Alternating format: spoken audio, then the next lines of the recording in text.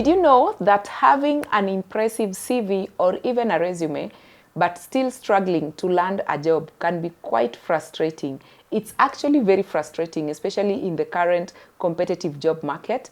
And this makes interview performance very critical in the job search process.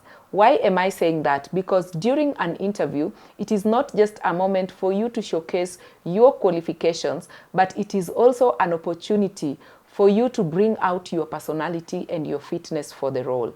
So in this video, we will be looking at what are some of the possible reasons why you are failing an interview, yet you have a very strong, impressive CV. As I keep saying, the role of a CV is to give you an opportunity for an interview. So by the time you are being invited for that interview, your CV has done its part. It has already sold you for that opportunity up to about 70%. The remaining 30% is the biggest determinant whether you will get the offer or not. So I believe the three key reasons, possible reasons as to why you could be failing in an interview and not getting the job offer will come in handy for you as an eye-opener and even motivate you to consider working on your interviewing skills.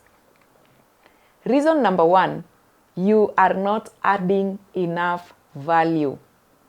You are not adding enough value. During an interview, as you are watching this video, as a candidate, it is very important for you to be able to showcase value addition that you are bringing on board to the position you are being interviewed for. Remember, hiring is very expensive, as we keep saying. And for the potential employer, it is actually an investment. So interviewers are keen on a candidate that is able to go over and above, beyond the obvious, beyond the already highlighted responsibilities for the job, to bring in results, to perform, to exceed expectation. And the only way to showcase or to convince the interviewer that you are that type of a professional that speaks the language of results, that is keen on performance, that is keen on achieving tasks that they have been given, is to add value, enough value. In short, put yourself into action. Think beforehand, before the interview, on the possible scenarios or situations where you have been able to handle similar responsibilities or functions of the role you are going to be interviewed for. What are those tough challenges that you encountered? What steps or procedures did you follow to solve or to overcome those challenges? And what was the outcome? What are those extra skills, the areas you've been able to build yourself or your capacity professionally that you're able to bring on board to the new role? So during the interview, it's not just about you demonstrating your knowledge of the role, your technical expertise, but also showcasing your track record of success. It is in your ability to showcase your track record of success by giving examples of similar work-related situations, tasks, assignments, responsibilities you've handled, and the accomplishment that came with them. That is the only way for you to be able to impress the interviewer that you are able to add enough value to the role when given the opportunity. You are able to even improve the business if given the opportunity. So assess yourself and ask yourself, whenever you are responding to interview questions, do you bring out that aspect of adding value to your potential employer? Reason number two as to why you could be failing an interview yet you have a very impressive CV or resume is because you are not passionate enough as a candidate. Yes, I just said that. You are not passionate enough during the interview. Generally in life, you realize that passion and enthusiasm are attractive character traits for every individual, especially when you are having a conversation. And now in the interviewing context, you are not just communicating with the interviewers, you are not just sharing your knowledge, but you are keen on making them see you as the right fit for the position they are interviewing you for. Whether it is an entry-level position, it is a mid-level position, or it is an executive senior level role, you need to exude passion and enthusiasm for the role. A good example I can give is myself when I'm sharing this video with you right now. If you cannot see the passion that I have when sharing this knowledge with professionals outside there, you may not even be able to subscribe to this channel.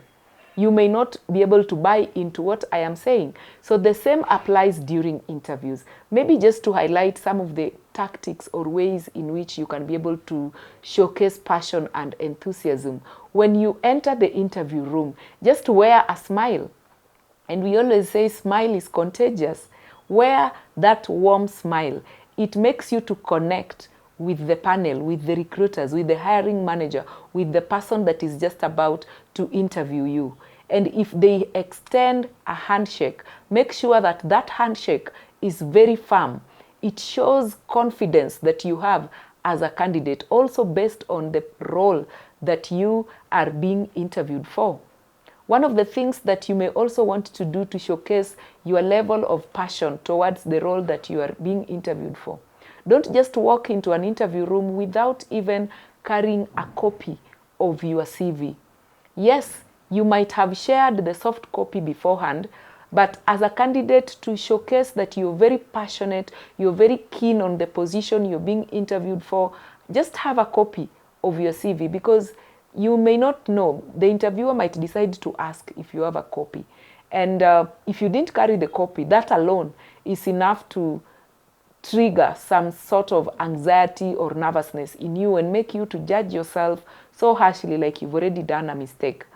So carrying your CV along with you communicates to the potential employer that you're very passionate about your fitness for the role, and you're ready to have a conversation, a discussion over how best you can be able to offer solutions that comes with the position that you're being interviewed for. Another way in which you can showcase passion and enthusiasm for the role, and this is very important, is on the type of questions that you are asking the interviewer at the end. I've seen some candidates, they walk into an interview room so casually, and when you ask them, this is the end of the session, do you have any questions for us, either about the organization or about the position we have interviewed you for? The candidates will just respond by saying they are satisfied. They don't have a question, even no recommendation to give. So as a candidate, at least have 2 or 3 questions to ask at the end of the interview. It shows the interviewer or the potential employer that you are very keen on that role, the new assignment you're about to take, and your level of passion of even wanting to learn more about your success for the role if given the opportunity. Reason number 3, and this is the last one, possible reason as to why you could be failing your interview, yet your CV is very impressive, your resume has done a very good job, is because you do not know enough about the company, about the potential employer, or even what they do. As a candidate, you have an upcoming interview. You have the job description. You already know who the potential employer is. You failing to do your industry research, you failing to even get hold of the strategic plan if you're being interviewed for a C-suite level, you're already communicating to the employer that you are not very keen on the new assignment you are being interviewed for. So as a candidate, you need to do industry research, get to know more about who the potential employer is, for how long have they been in the industry, what do they do, who are their competitors, what are some of the, could even be political factors or socioeconomic factors affecting or that are most likely to affect the nature of operations based on what they do. So when you're doing your research on some of these areas, or even the recent projects or activities they have been involved in or engaged in, or what is currently trending or making headlines as far as that organization is concerned, or the services that they offer is concerned, or the sector they are in is concerned, you are communicating to the potential employer that you are very keen on the role you're being interviewed for, and you are aware and updated of what is happening in that space, and even in terms of them seeing you as a good culture fit for the organization, it will come out very strongly, and they will be able to see your passion towards the role, your passion towards the area of expertise, your passion towards wanting to be part of a team that is making the difference that they are making in the society based on the services that they are offering. So as a candidate, whenever you have an upcoming interview, your CV has already done its part by giving you an opportunity to be interviewed. You can't afford to do injustice to that CV by not doing it right in order to be able to land the offer. We encourage you to seek for interview coaching services. Just have a conversation with an interview coach. They are able to help you identify areas where you could be falling short during the interviews and how best you are able to fix them before that upcoming interview that you have. I encourage you to click on the link below and reach out to us. We'll be able to tailor these sessions for you. And even in the comment section, share with us topics that you'd want us to handle as far as interviewing skills are concerned, and we'll be glad to tackle them in our upcoming interviews. Thank you for watching.